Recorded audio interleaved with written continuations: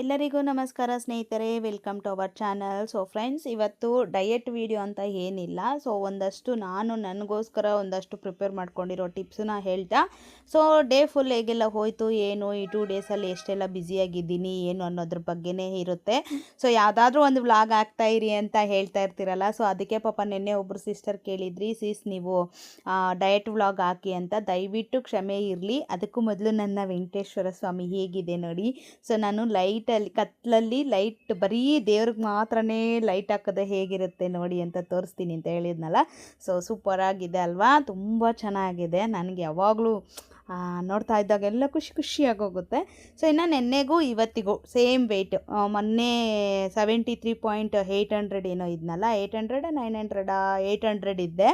So ಇವತ್ತಿಗೆ 73.650ನೇ. ಅದರಲ್ಲೂ ನೆನ್ನೆ ಎಲ್ಲನೂ ಫುಲ್ಲು ನಾನ್ ವೆಜ್ಜು ಅದು ಇದು ಎಲ್ಲ ತಿಂದಿದ್ದೆ. ಇನ್ನು ಇವತ್ತು ಕೂಡ ಸ್ವಲ್ಪ ಒಂದು 3 ಟೈಮು ರೈಸ್ ಥರನೇ ತಿಂತಾಯಿದ್ದೀನಿ ಸ್ನೇಹಿತರೆ. ಯಾಕೆಂತಂದರೆ ಸ್ವಲ್ಪ ನನಗೆ ಬ್ಯುಸಿ ಶೆಡ್ಯೂಲ್ ಇದೆ ಸ್ವಲ್ಪ. ಈಗ ನಿಮಗೆ ಗೊತ್ತು, ವರಮಹಾಲಕ್ಷ್ಮಿ ಹಬ್ಬ ಅಂದರೆ ನನಗೆ ಹೊಲಿಯೋದೆಲ್ಲ ಇರುತ್ತೆ, ಸ್ಟಿಚಿಂಗ್ ಮಾಡೋದಿರುತ್ತೆ. ಸೊ ಹಾಗಾಗಿ ನಾನು ನಿನ್ನೆ ನಾವು ಇನ್ನು ಒಂದೂವರೆ ತಿಂಗಳು ಹತ್ರ 1.5 ತಿಂಗಳಷ್ಟು ಗೌರಿ ಗಣೇಶ ಹಬ್ಬ ಆಗೋವರೆಗೂ ನಾನು ಊಟ ಅಂತೀನಿ, ನಾನ್ ವೆಜ್ ತಿನ್ನೋಕ್ಕಾಗಲ್ಲ.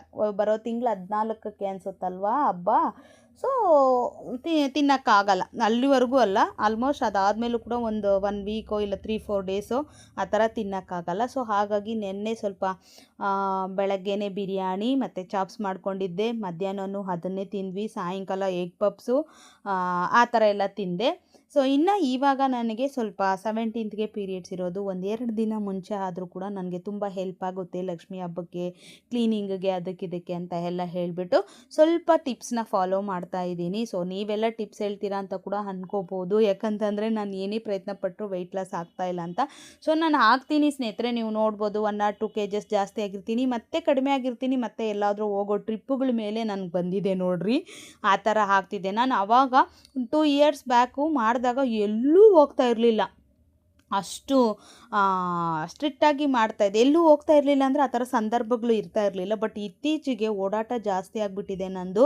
ಸೊ ಈಗ ವರಮಹಾಲಕ್ಷ್ಮಿ ಹಬ್ಬ ಆದಮೇಲೆ ಮನೆ ದೇವ್ರಿಗೆ ಒಂದೇ ದಿನ ಹೋಗಿ ಬರೋದು, ಅದೇನು ಇದಾಗಲ್ಲ ಅಂದ್ಕೊಂಡಿದ್ದೀನಿ.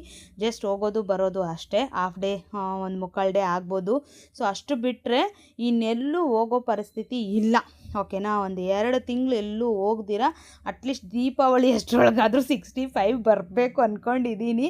ನೀವು ಇವಾಗಲೇ ಅಂದ್ಕೊಂಡಿರ್ತೀರ ಅದಾಗಲ್ಲ ಬಿಡಮ್ಮ ಅಂತ ಅಂದ್ಕೊಂಡಿರ್ಬೋದು, ಬಟ್ ಟ್ರೈ ಮಾಡ್ತೀನಿ ಸ್ನೇಹಿತರೆ. ನನಗೂ ಮನ್ಸು ಅನ್ನೋದಿರುತ್ತಲ್ವ, ನಿನ್ನಿಂದ ಆಗಲ್ಲ ಅಂತ ಹೇಳ್ದಾಗೆಲ್ಲ ಅನಿಸುತ್ತೆ, ಬೇಜಾರಾಗುತ್ತೆ, ಮಾಡ್ತೀನಿ ಅಂತ ಕೂಡ ಅನಿಸುತ್ತೆ, ಏನು ಮಾಡೋಕ್ಕಾಗಲ್ಲ. ಇನ್ನು ನಾನು ಲಾಸ್ಟ್ ವೀಡಿಯೋದಲ್ಲಿ ತೋರಿಸಿದ್ದೆ ರಾಗಿ ಪೈರು ಎಷ್ಟು ಚೆನ್ನಾಗಿ ಬಂದಿದೆ ನೋಡಿ, ನಾರು ಅನ್ನೋದು ಸಖತ್ತಾಗಿ ಬಂದಿದೆ. ಸೊ ಜಸ್ಟ್ 2-3 ಡೇಸ್ಗೆ ಇಷ್ಟು ಮಾತ್ರ ಬಂದಿದೆ. ಒಂದಿನ ಫುಲ್ಲು ನೆನೆಯುತ್ತೆ ಸ್ನೇಹಿತರೆ, 2ನೇ ದಿವಸಕ್ಕೆ ಇವತ್ತು ಹಾಕಿದರೆ ನಾಳೆ ಇಲ್ಲ ನಾಳಿದ್ದಕ್ಕೆ ಮೊಳಕೆ ಬರುತ್ತೆ. ನಿಮ್ಗೆ ಒನ್ಸ್ ಮೊಳಕೆ ಬಂದಿದ್ದು ಸ್ಟಾರ್ಟ್ ಆದರೆ ಬೆಳಗ್ಗೆ ಒಂದು ಥರ ಇರುತ್ತೆ, ಮಧ್ಯಾಹ್ನ ಒಂದು ಥರ ಇರುತ್ತೆ, ರಾತ್ರಿಗೂ ಒಂದು ಥರ ಇರುತ್ತೆ, ಮತ್ತು ಮಾರನೇ ದಿನಕ್ಕೆ ಒಂದು ದಿನಕ್ಕೆ ಏನಿಲ್ಲ ಅಂದರೂ ಅರ್ಧ ಇಂಚಷ್ಟು ಬೆಳೀತಾ ಹೋಗುತ್ತೆ. ಅದು ನೋಡೋಕ್ಕೆ ಒಂದು ಖುಷಿ. ಮಕ್ಕಳಂತೂ ಎಷ್ಟು ಖುಷಿ ಪಡ್ತಾರೆ, ನಾನು ಅವ್ರಿಗಿಂತ ಎಕ್ಸೈಟೆಡಾಗಿ ಖುಷಿ ಪಡ್ತಾ ಇರ್ತೀನಿ. ನಮ್ಮ ಮನೆಯವರು ಅಷ್ಟೇ, ನೋಡಿದಾಗೆಲ್ಲ ಮೆನು ನೋಡಿ ಎಷ್ಟು ಚೆನ್ನಾಗಿ ಬೆಳೆದ್ಬಿಟ್ಟಿದೆ ನೋಡು, ರಾತ್ರಿ ಹೆಂಗಿತ್ತು, ಎಷ್ಟು ಬೇಕಾ ಎಷ್ಟು ಉದ್ದ ಆಗಿಬಿಟ್ಟಿದೆ ಅಂತ. ಇನ್ನೂ 10 ಡೇಸ್ ಅಲ್ವಾ, 10 ಡೇಸ್ವರೆಗೂ ಇದೆ. 10 ಡೇಸ್ ಅಷ್ಟರೊಳಗಡೆ ಇನ್ನೂ ಚೆನ್ನಾಗಿ ಬರುತ್ತೆ. ಮಾತ್ರ ನೀರನ್ನು ಚಿಮುಕ್ಸ್ತಾ ಇರೋದು, ಡೈಲಿ ಚಿಮುಕ್ಸ್ತಾ ಇರಬೇಕು. ಲೈಟಾಗಿ ಒಂದು ಸ್ಪ್ರೇ ಬಾಟ್ಲ್ ಇಟ್ಕೊಂಡು ಚಿಮುಕ್ಸ್ಕೊಂಡ್ರೆ ಮಾತ್ರ ಸೂಪರಾಗಿರುತ್ತೆ, ಓಕೆನಾ. ಸೊ ನಾನು ಇದನ್ನು ಹೇಗೆ ಡೆಕೋರೇಟಿವ್ ಮಾಡ್ತೀನಿ ಏನು ಅನ್ನೋದಿರುತ್ತೆ. ನಾನು ನಾಳೆ ಬ್ಲಾಗಲ್ಲಿ ನಾನು ಏನೆಲ್ಲ ತಿಂತೀನಿ ಫುಡ್ಡು, ಯಾಕೋ ಡಯಟ್ ಫುಡ್ ಮೇಲೆ ಜ್ಞಾನನೇ ಬರ್ತಾಯಿಲ್ಲ. ಇವತ್ತು ಕೂಡ ಅಷ್ಟೇ, ಅಮ್ಮ ಇದ್ಕಿದ ಬೇಳೆ ಸಾರು ಕೊಟ್ಟು ಕಳಿಸಿದ್ರು. ಸೊ ಅನ್ನ ಸಾಂಬಾರು ತಿನ್ಕೊಂಡೇ ಕಾಲ ಕಳೆದಿದ್ದೀನಿ. ನೋಡೋಣ, ಇನ್ನು ಅದೇ ಪೀರಿಯಡ್ಸ್ಗೆ ಬೇಗ ಆಗಬೇಕು ಅಂತ ಅಂದ್ಬಿಟ್ಟು ಯಾವುದಾದ್ರೂ ಒಂದು ಟೈಮು ಮೀಲ್ ಥರ ತೊಗೊತಾ ಇದ್ದೀನಿ. ಪಪ್ಪಾಯನೇ ಅರ್ಧ kg ಪಪ್ಪಾಯ ತೊಗೊತಾ ಇದ್ದೀನಿ. ನೀವು ಅನ್ಕೋಬೋದು, ಅಯ್ಯೋ ಬಾಡಿ ತುಂಬ ಎಕ್ಸಸ್ ಆಫ್ ಹೀಟ್ ಆಗಿಬಿಡುತ್ತೇನೋ ಅಂತ.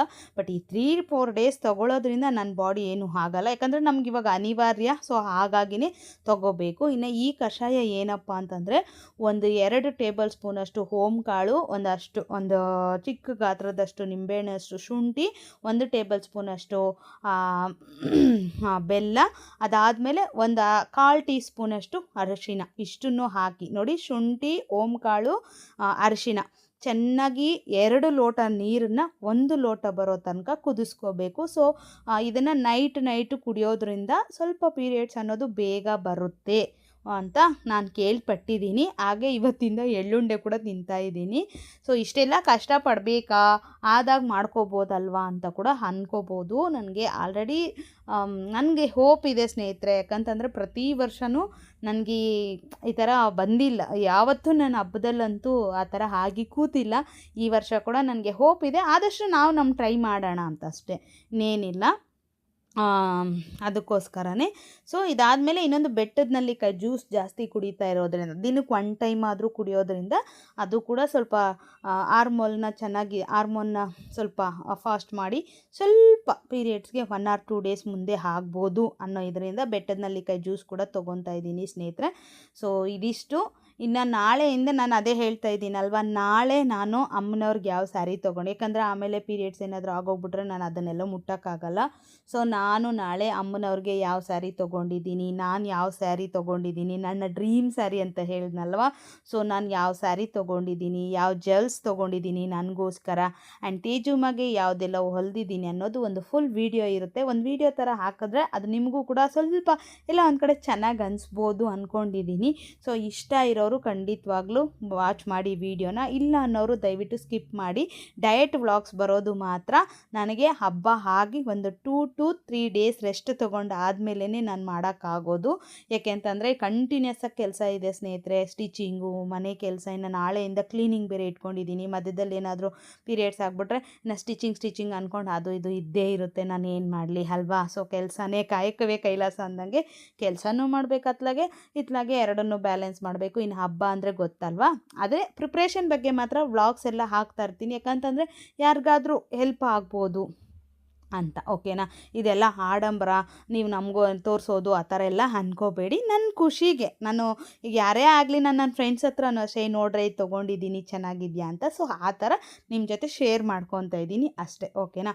ಆ ಶೇರ್ ಮಾಡೋವಾಗೂ ಕೂಡ ಕೆಲವೊಂದು ವಿಷಯಗಳನ್ನ ನಿಮಗೆ ಶೇರ್ ಮಾಡ್ತೀನಿ, ಅದು ನಿಮಗೂ ಕೂಡ ಹೆಲ್ಪ್ ಆಗ್ಬೋದು. ಓಕೆನಾ. ಸೊ ಹಾಗಾಗಿನೇ ದಯವಿಟ್ಟು ಯಾರು ನನ್ನನ್ನು ತಪ್ಪಾಗಿ ಮಾತ್ರ ಅರ್ಥ ಮಾಡ್ಕೋಬೇಡಿ. ಯಾಕಂತಂದರೆ ಇತ್ತೀಚಿನ ದಿನಗಳಲ್ಲಿ ತುಂಬ ಜನ ಹೇಳೋದೇನೆಂದರೆ, ಎಲ್ಲ ಅವ್ರ ಫಸ್ಟೆಲ್ಲ ಯಾವುದು ಯೂಟ್ಯೂಬ್ ಇರಲಿಲ್ಲ, ಏನೂ ಇರಲಿಲ್ಲ, ಅದೇ ಕೆಲಸವಾಗಿ ತೋರ್ಪಡಿಕೆ ಜಾಸ್ತಿ ಇರಲಿಲ್ಲ. ಬಟ್ ಇವಾಗ ಇತ್ತೀಚಿನ ದಿನಗಳಲ್ಲಿ ಒಬ್ಬರು ನೋಡಿ ಒಬ್ಬರು ತುಂಬ ಆಡಂಬರ ಅದೆಲ್ಲನೂ ಇದೆ. ಬಟ್ ನನ್ನವರೆಗೂ ಬಂದರೆ ಸ್ನೇಹಿತರೆ, ನಾನು 1000 ಜನ 1000 ಹೇಳಿದ್ರು, 1000 ಜನ 1000 ಥರ ಮಾಡಿದ್ರು, ನನ್ನ ಮನಸ್ಸಿಗೆ, ನನಗೆ, ನನ್ನ ಮನೆಗೆ ಏನು ಸರಿ ಅನಿಸುತ್ತೋ ನಾನು ಅದನ್ನು ಮಾತ್ರನೇ ಮಾಡ್ತಾ ಹೋಗ್ತೀನಿ. ಅದರಲ್ಲೂ ನನ್ನ ಮನೆಯವರ ಒಪ್ಪಿಗೆ ಮೇರೆಗೆ. ಓಕೆನಾ. ಸೊ ಅವ್ರು ಮಾಡಿದ್ರು, ಇವ್ರು ಮಾಡಿದ್ರು, ಅವ್ರು ಅಷ್ಟು ಗ್ರ್ಯಾಂಡಾಗಿ ಮಾಡ್ತಾಯಿದ್ದಾರೆ, ಇವ್ರು ಇಷ್ಟು ಗ್ರ್ಯಾಂಡಾಗಿ ಮಾಡ್ತಾಯಿದ್ದಾರೆ, ಅವ್ರು ಅದು ತೊಗೊಂಡ್ರು ಇದು ತೊಗೊಂಡ್ರು ಅಂತ ನಾನು ತೊಗೊಳಕ್ಕೆ ಹೋಗಲ್ಲ.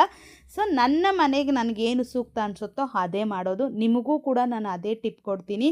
ಯಾರು ಎಷ್ಟೇ ಮಾಡ್ಕೊಳ್ಳಿ, ಯಾರು ಏನೇ ಇಡಲಿ, ಅದಯ್ಯೋ ಅದನ್ನು ತಂದ್ರೇ ಲಕ್ಷ್ಮಿ ಬರುತ್ತಂತೆ, ಇದನ್ನು ಮಾಡಿದ್ರೇ ಲಕ್ಷ್ಮಿ ಬರುತ್ತೆ, ಆ ಥರ ಏನೂ ಇಲ್ಲ. ನಮ್ಮ ಮನಸ್ಸು ಶುದ್ಧವಾಗಿದ್ದು ನಾವು ಕರೆಕ್ಟಾಗಿ ಒಳ್ಳೆ ಬುದ್ಧಿಯಿಂದ ಒಳ್ಳೆ ಮನಸ್ಸಿಂದ ಪೂಜೆ ಮಾಡಿದ್ರೆ ಅಮ್ಮ ನಾವು ಹೇಗೆ ಪೂಜೆ ಮಾಡಿದ್ರು ಒಪ್ಪಿಸ್ಕೊತಾಳೆ. ಸೊ ಆ ರೀತಿಯಲ್ಲಿ ನಾನು ಹೇಳ್ತೀನಿ ಸ್ನೇಹಿತರೆ, ಇದು ಕರೆಕ್ಟ್ ಅನಿಸುತ್ತೆ ಅಂದ್ಕೊಂಡಿದ್ದೀನಿ. ಸೊ ಹಾಗಾಗಿ ಹೇಳಬೇಕು ಅನ್ನಿಸ್ತು, ಹೇಳಿದೆ. ಇದ್ರ ಬಗ್ಗೆನೇ ನಾಳೆ ಒಂದಷ್ಟು ವೀಡಿಯೋ ಮಾಡ್ತಾಯಿರ್ತೀನಿ, ಏನೆಲ್ಲ ಯಾವುದೆಲ್ಲ ಸೀರೆ ತೊಗೊಂಡಿದ್ದೀನಿ ಅಂತ. ಓಕೆ. ಮೇ ಬಿ ನಿಜವಾಗ್ಲೂ ನಿಮ್ಗೆ ಇಷ್ಟ ಆಗ್ಬೋದು ಅಂದ್ಕೊಂಡಿದ್ದೀನಿ. ಒಂದೇ ಸಲ ಸರ್ಪ್ರೈಸಾಗಿ ಕೊಡೋದಕ್ಕಿಂತ ಒಂದೇ ಸಲ ಎಕ್ಸ್ಪೆಕ್ಟೇಷನ್ ಜಾಸ್ತಿ ಮಾಡಿದಿರ ನಾನು ಇದು ಮಾಡ್ತಿದ್ದೀನಿ. ಒಂದೇ ಸಮ ಕೇಳ್ತಾ ಇರೋದ್ರಿಂದ ಅಲ್ಲೆಲ್ಲಿ ತೊದಲ್ತಾ ಇದ್ದೀನಿ, ಸಾರಿ. ಓಕೆನಾ. ಸೊ ಅದೇ ಡಯಟ್ ವ್ಲಾಗ್ಸ್ ಅಂತೂ ಸದ್ಯಕ್ಕೆ ಮಾಡೋಕ್ಕಾಗಲ್ಲ ಸ್ನೇಹಿತರೆ. ಇನ್ನು ಮಧ್ಯದಲ್ಲೇ ಪೀರಿಯಡ್ಸ್ ಅದು ಇದೇನಾದರೂ ಆದರೆ ಆಗೋಗುತ್ತೆ ಕೂಡ, ಒಂದು 3-4 ಡೇಸಲ್ಲಿ ಆಗೋದ್ರೆ ನನಗೆ ಸ್ವಲ್ಪ ಹಾಗೆ ಹೀಗೆ ಮಾಡೋಕ್ಕಾಗಲ್ಲ.